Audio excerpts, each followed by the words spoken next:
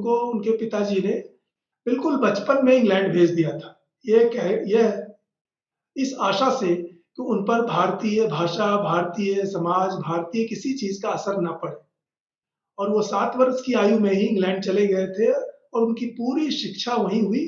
उसके बाद वो 21 वर्ष के होने के बाद ही भारत आए और जब भारत आए थे, तो उनको भारत की एक भी भाषा नहीं आती थी। लेकिन जितने दिन वो इंग्लैंड में रहे, वहाँ उन्होंने लैटिन, फ्रांसीसी, स्पेनिश, इटालियन ये सभी भाषाओं का महान साहित्य वो पढ़ गए थे, इतने प्रतिभाशाली थे। तो उनका महत्व मैं इस दृष्टि में देखता हूँ कि वो एक ऐसे योगी थे,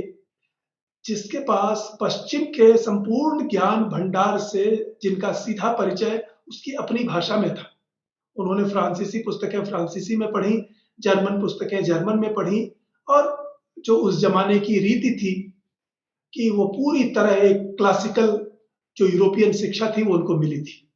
तब वो भारत आए, तब उन्होंने भारतीय भाषा सीखी और उसके बाद जिस तरह से उन्होंने संस्कृत पर अधिकार हासिल किया, बंगला पर अधिकार हासिल किया, उनकी रचनाएँ अंग्रेजी में, संस्कृत में, बंगला में, तीनों में है। तो ये मैं एक समाज विज्ञान के विद्यार्थी की दृष्टि से इसका महत्व ये समझता हूँ कि वो एक ऐसे ज्ञानी थे, जिनको पूरब और पश्चिम दोनों की सबसे महान ज्ञान परंपरा से उनका सीधा अपना परिचय था। 1903 से लेकर के 1910 तक और उसके बीच में जो एक बहुत महत्वपूर्ण स्वतंत्रता आंदोलन का फेज था, स्वदेशी आंदोलन, उसके एक तरह से वो एक धुरी नेता थे। तो 7 वर्ष का उनका अपना क्रांतिकारी और सक्रिय राजनीति का भी अनुभव था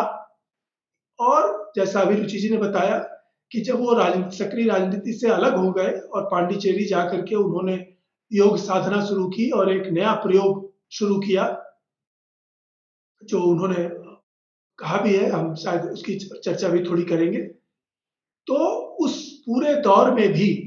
उन्होंने देश की, समाज की राजनीति और दुनिया की राजनीति पर उन्होंने सदैव नज़र रखी और अपने देहांत तक 1950 तक वो लगातार बीच-बीच में टिप्पणियाँ भी करते रहे। वो सार्वजनिक टिप्पणियाँ नहीं थी, लेकिन वो सारी टिप्पणियाँ उनके